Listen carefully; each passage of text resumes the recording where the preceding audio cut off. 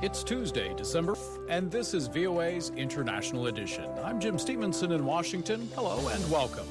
Coming up, how to confront terrorism is discussed at the White House and on the campaign trail. The Islamic State battlefield is deeply entrenched online. This is the result of a longer trend that's been clearly accelerated by the recent attacks. Elections in France reflect recent voter sentiment following the Paris attacks. Also ahead, Ron Howard sails to theaters with a new movie.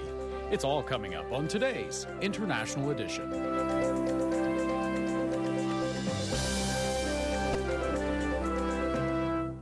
The U.S. Federal Bureau of Investigation says authorities believe both suspects in last week's mass shooting in San Bernardino, California, were radicalized for some time, and that there is evidence that they had pre-planned the deadly attack.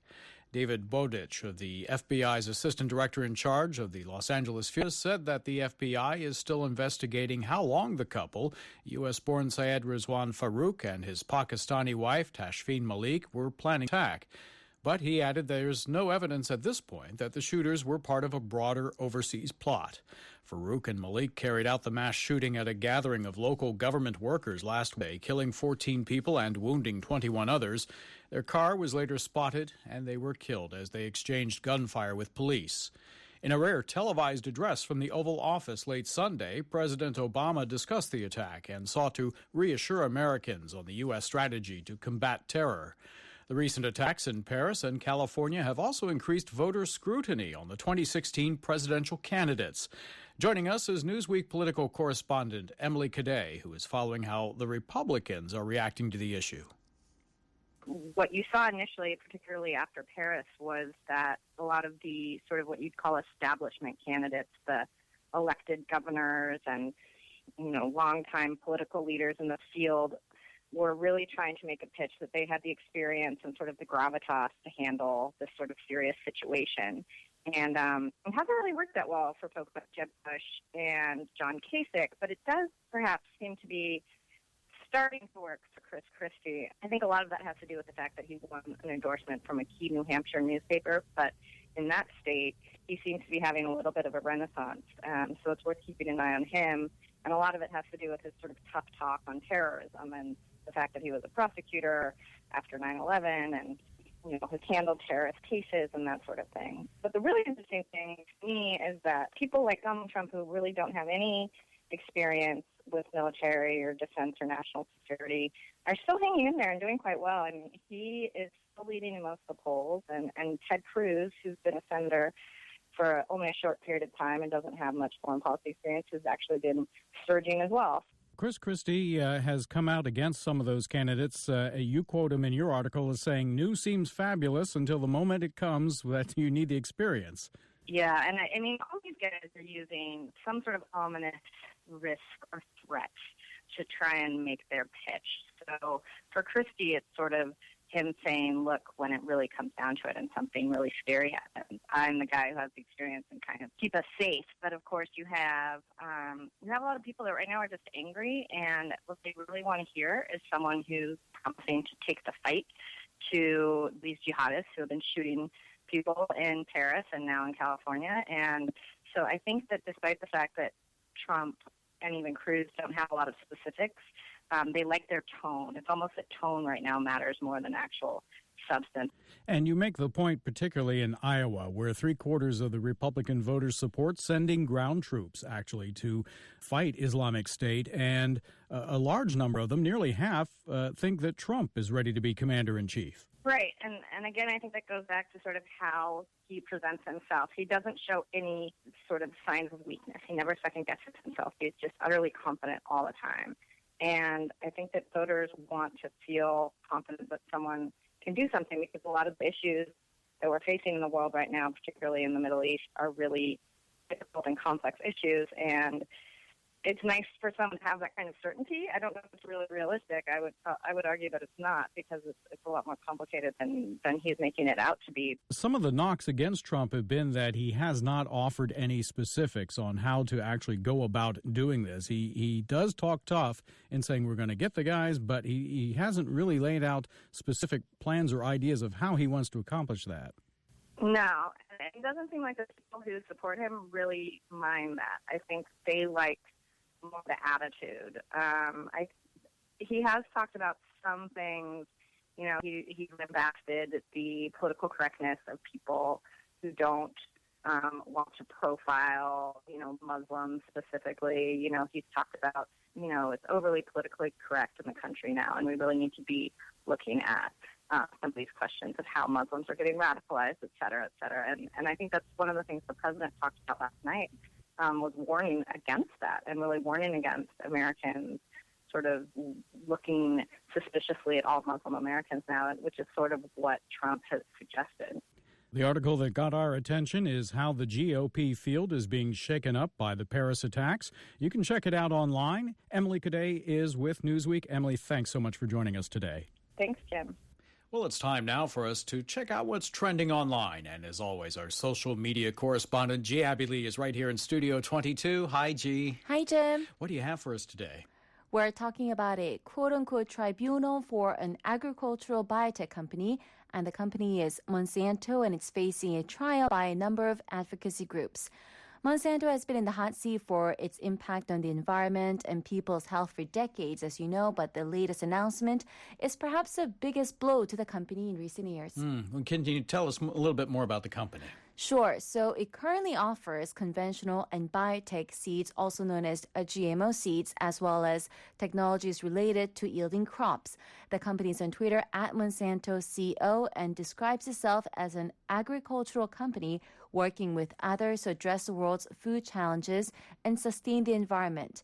But before they got into the food industry, the company primarily dealt with chemicals. They were responsible for manufacturing a number of toxic chemicals, including caffeine 2, Agent Orange, and various pesticides and herbicides. Well, what is the tribunal? What does this consist of? I mean, doesn't it sound like an official tribunal by an international organization? Exactly, it isn't. It's a group of professional scientists and environmentalists who have joined forces to stand against the GMO seed giant. And the date is set for October 16th next year in The Hague, Netherlands. Now, the group is determined to charge the American company with what they call an ecocide, meaning killing of the environment. And establishing ecocide as a crime is one of its main goals. Other goals include researching and evaluating the various allegations made against the company in connection to the damages from its products. And what are they going to base the accusations on? Well, the tribunal said it will rely on the guiding principles on business and human rights adopted at the UN in 2011. It will also assess potential criminal liability on the basis of the Rome Statute that created the International Criminal Court, the ICC, in The Hague in 2002. You can learn more about the group on its website at monsanto-tribunal.org. Jim? Well, thanks for that great analysis. G. Abby Lee is with our International Edition team, and we would love to hear from our listeners.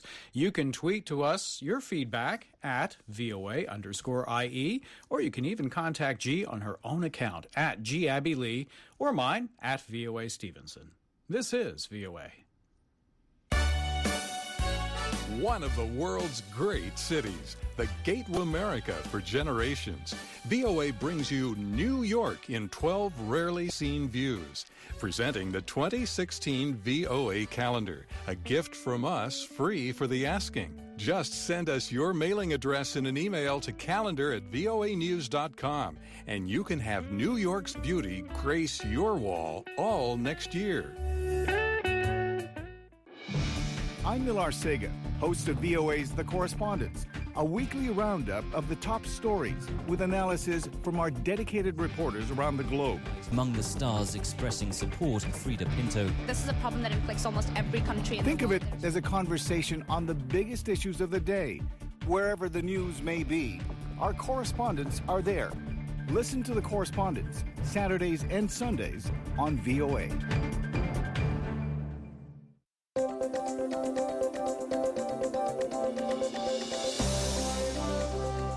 This is VOA's International Edition.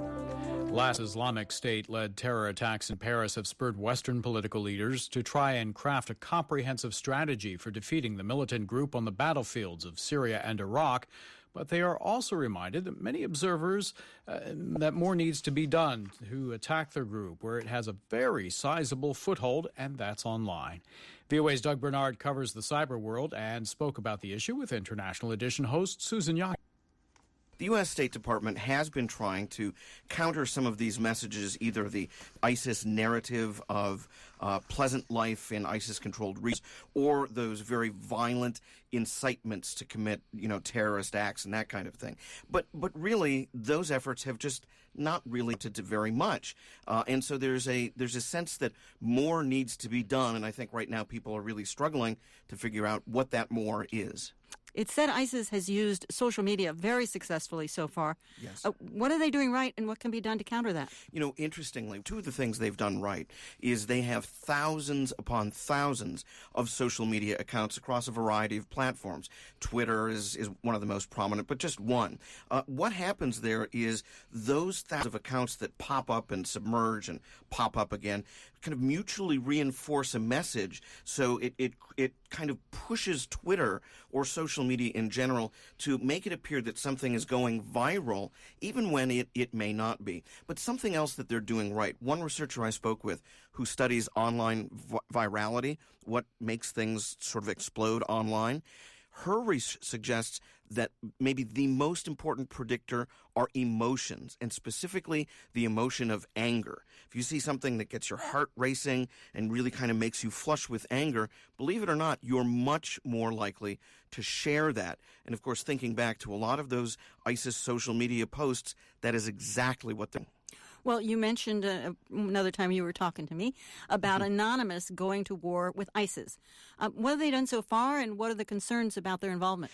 So far, Anonymous has had some measure of success. They've taken down maybe 5,000 or so Twitter accounts. They're planning called a International Day of Rage on December 11th, where they're encouraging people to kind of go out and troll ISIS. But really, these kinds of efforts are more nuisance than they are really kind of fundamentally attacking ISIS online. And one researcher I spoke with, he's a former member of Anonymous, but now he's working more closely with the FBI and other U.S. intelligence agencies. He says, actually, there's a tremendous amount of valuable intelligence that can be gleaned from these ISIS-backed social media accounts. And so if you're just going about willy-nilly shutting them down, you actually might be shutting down important avenues to learn about the enemy. VOA's Doug Bernard. Well, France's far-right National Front Party made historic gains in the first round of regional French elections Sunday. It captured between 27 and 30% support nationwide, followed by former President Nicolas Sarkozy's center-right Republicans Party and the governing Socialists. The election comes as France remains under tight security following last month's terrorist attacks in Paris that left 130 people dead. Atlantic Council French analyst Ben Haddad told VOA's Victor Beattie it's a trend that has been developing in recent years. If you look at the European elections in 2014, the National Front came out ahead nationally for the first time. This is the second time they do so on a national basis. It's part of a more broader trend in Europe when you see the rise of a populist party all over Europe that are prospering on the anti-immigration and the Eurosceptic message. What is driving this? Is it the concern about terrorism, or in France, is there a concern about the economy, or both?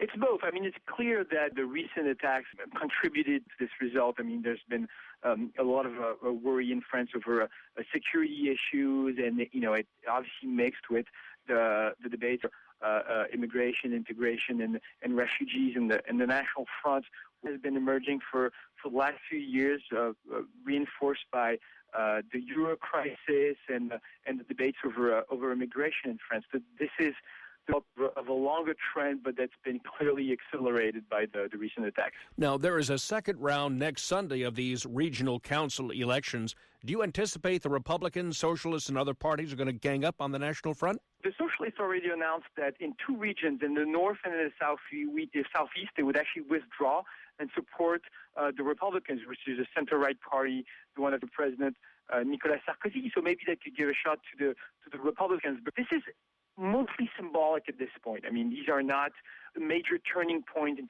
terms of political power in France, but it's an ominous sign just a year and a half before the presidential election of 2017. Well, the Le Figaro front page Monday is reading the shock, while the Libération headlines is getting closer, a reference to the party's quest for power. What do you make of those headlines? I mean, it is a shock for the French elite, but at the same time, I mean, it's also a wake-up call that it's time to really confront, on the one hand, issues that the National Front has been talking about, the limits and the failures of European integration, and the questions related to integration and French national identity, security. These are issues that the French care about, and that the elite has been extremely reluctant to address because they didn't want to reinforce the National Front, but at the same time do it in a much more inclusive way, in a much more positive way.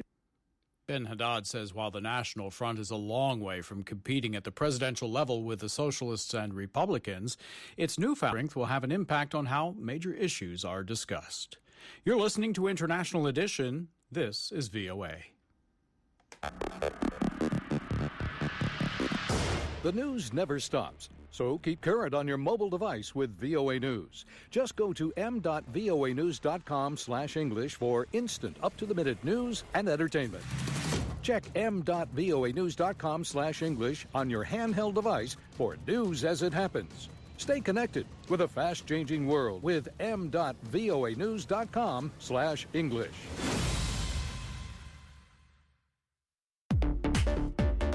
For more on the stories you've heard on our radio programs, visit our website at voanews.com. That's where you'll find in-depth reports, related stories, videos, and more from our team of correspondents. Or take the news with you by downloading podcasts of your favorite VOA programs. That's at voanews.com. voanews.com. Online news for a changing world. A new film from Academy Award-winning director Ron Howard, In the Heart of the Sea, stars Chris Hemsworth as the first mate of an ill-fated whaling ship. As International Edition's David Byrd reports, the movie looks at the story that inspired Herman Melville's literary classic, Moby Dick. In the autumn of 1820, the whaler Essex and its crew set off to find and harvest whales. Whale oil powered the Industrial Revolution and lighted the world's cities. The Nantucket-based Essex sailed first to South America, but finding the hunting poor, headed to the middle of the Pacific. By November 20th, the ship's crew had harpooned whales, but one of their boats had been damaged. As first mate Owen Chase, played in the film by Chris Hemsworth, was repairing the damaged boat, a huge male sperm whale rammed and sank the Essex. Mr. Chase!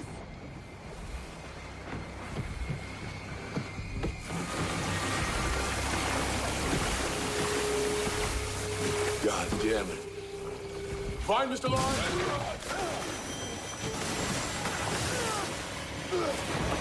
What happened next became the stuff of nightmares. Chase, the Essex's captain George Pollard Jr., and their remaining crew spent 3 months in the middle of the Pacific. Before the survivors were rescued, they would resort to cannibalism to stay alive. To portray their ordeal, Hemsworth, normally known for his massive physique as the Marvel comic hero Thor, had to go on a 500-calorie-a-day diet. A photo of the emaciated Australian actor went viral on Instagram.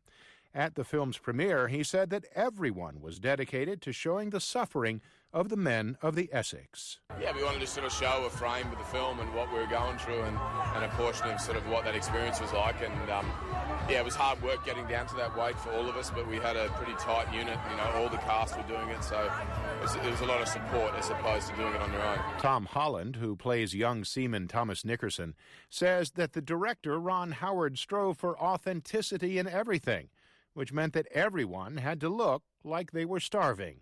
This is a true story about real people, and we had a duty as actors to do justice to these characters. And Ron made sure that every aspect of this film was authentic, so that meant we had to starve, learn how to sail, really go out to sea. So it was pretty grueling, but, all for a good reason. In the Heart of the Sea is being released as Japan is sending whaling ships to the Antarctic.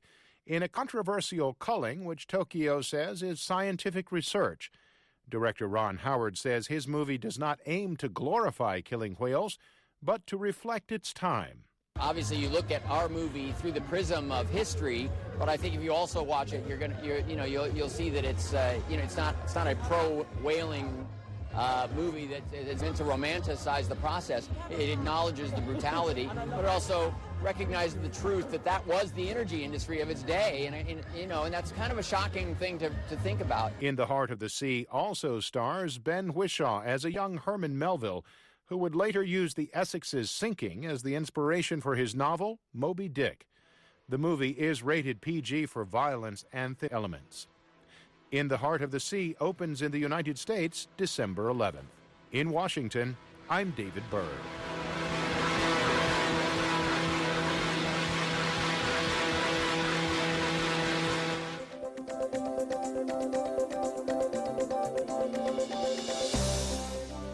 You've been listening to International Edition. You can find us at our website. That's voanews.com. We hope you stop by there after our program and check out all of the latest news and features. It's available to you any time of the day or night. We're also on Twitter. At VOA_IE is the handle to follow. Our engineer is Zena Bobdell-Rockman. Our director, Tracy Carter. I'm Jim Stevenson in Washington. We hope you have a wonderful day.